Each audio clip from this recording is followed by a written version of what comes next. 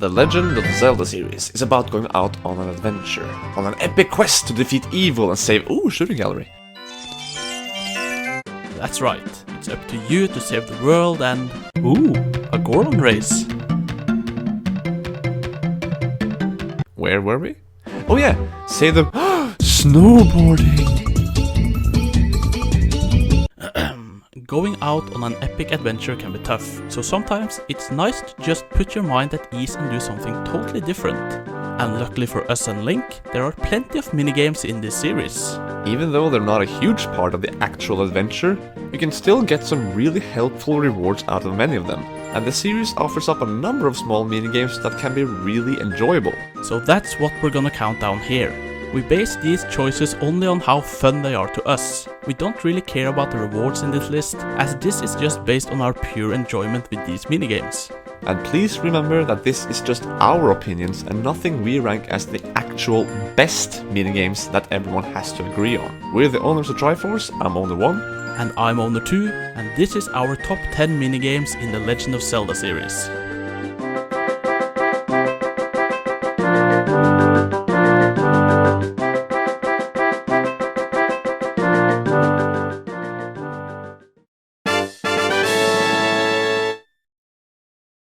One of the most exciting things in Zelda games is to find a treasure chest and see what's inside. So, why not play a minigame that's based on that? There have been several games that has had a chest guessing game, but our favorite goes to the one in the Dark World in A Link to the Past. There have been several ones where you pick between 2 or 3 chests, but in this version, you get to pick 2 among 16 different chests. It's similar to the one in A Link Between Worlds, where you have 1 fewer chest to pick among and 1 more try, but we'll go with the classic and a bit more difficult one, in A Link to the Past.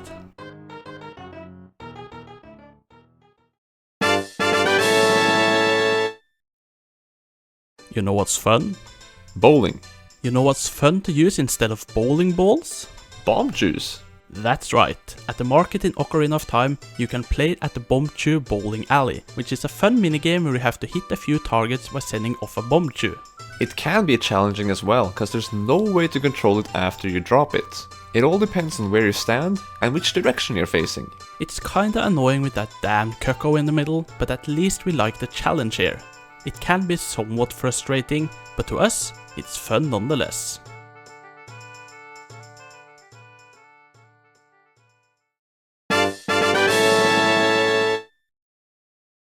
Even though it can be a pain sometimes, we really enjoy the horseback race in Ocarina of Time. And we know we said we didn't care about the rewards, but there is something special and enjoyable about riding with Epona in this race, whom you also get afterwards. We think this can be pretty tense, which only makes it more fun. You have to be really smart with your movement and stamina, and it only makes it sweeter to beat Ingo when you see what kind of a cheater he is. You need to go 2 rounds before you get Epona, and he's tougher and more of a cheater in the second round. Makes it all the better to see his frustration after he loses.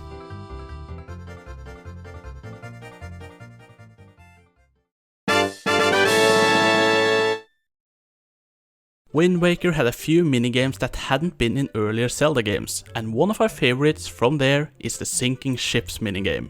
Sinking ships? That's not really what you do, as you try to bomb out the Octos at sea. However, it does follow almost identical rules to battleships. Which is fun, as you have 24 bombs to take out 3 Octos of different sizes. A lot is luck based, but it's still a fun minigame, even if it's easy to be unlucky here. We enjoy it anyway, and hey, how about those sound effects?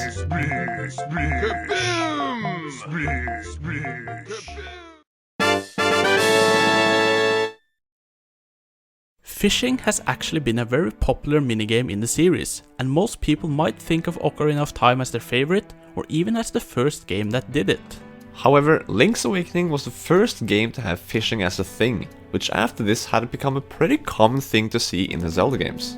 Many will probably think of this more as a side quest, but we kinda see it as a minigame as well. So, which fishing pond earns the spot here? That would be Twilight Princess. The little pond here is fairly big and it's just so beautiful. It's very relaxing to just sit out there and fish up anything from a piece of heart to a bottle, among fish. What's even more interesting is how there can be 4 different seasons when you enter. And hey, you get to do it while sitting in a boat, with a pretty good looking lady. That's pretty sweet.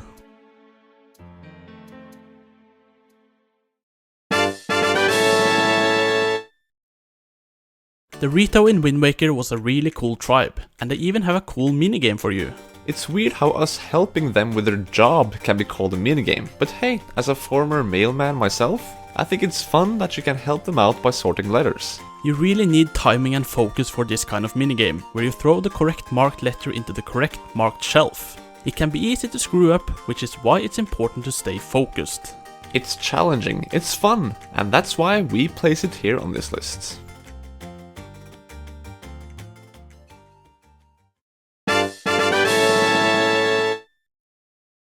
Stritch in Skyward Sword is a pretty weird guy with his obsession of bugs and all, but you know, his minigame is pretty damn cool.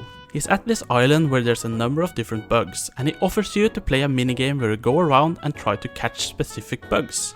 He's got a couple of different difficulties, but we really enjoy playing the hardest one. You have to catch 10 specific ones, and it's fun to look around for them. What makes this minigame more enjoyable is how this seemingly small island really has a complex structure, and there are several different ways to go and small areas to find.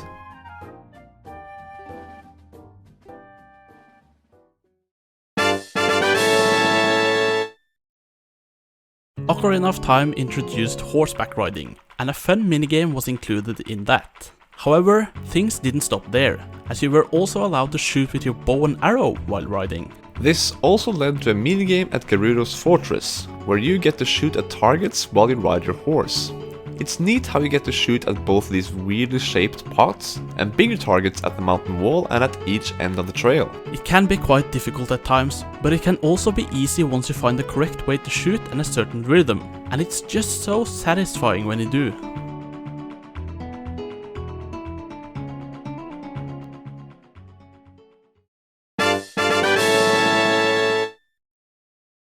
One of the coolest items in the series is the different variations of the hook shot, and Twilight Princess was cool enough to give us the double claw shot, which is awesome to use in the dungeons when you need them. But what's even more fun is how there's a minigame built around it as well. In Castle Town, a guy who thinks he's way more clever than Link creates a cage in which you can use your single claw shot to beat it by grabbing onto the walls and collecting these glowing orbs.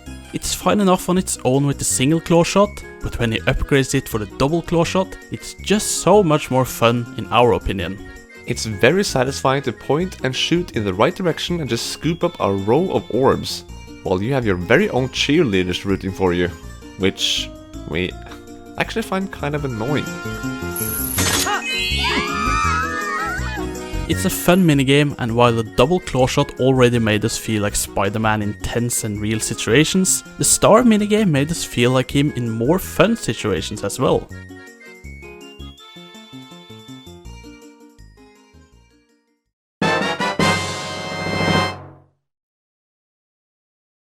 You know, a simple game like shooting targets is all we need for a really fun minigame, and the one at the shooting gallery in Ocarina of Time is simply our favorite. There are two versions between playing as young and adult Link, and they're really similar, but we're going with the one as an adult.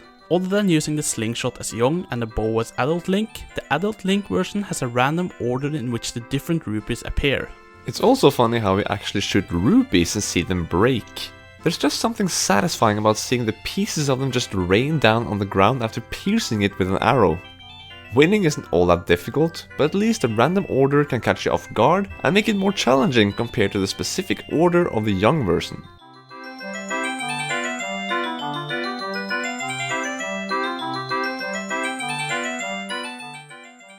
So that was our little list of our favorite minigames. Hope you liked it, and if you did, leave us a like. Is there anything about this video you'd like to tell us? Then leave it in the comments.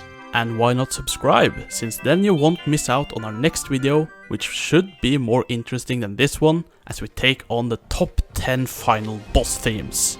Thanks for watching, and we hope to see you then.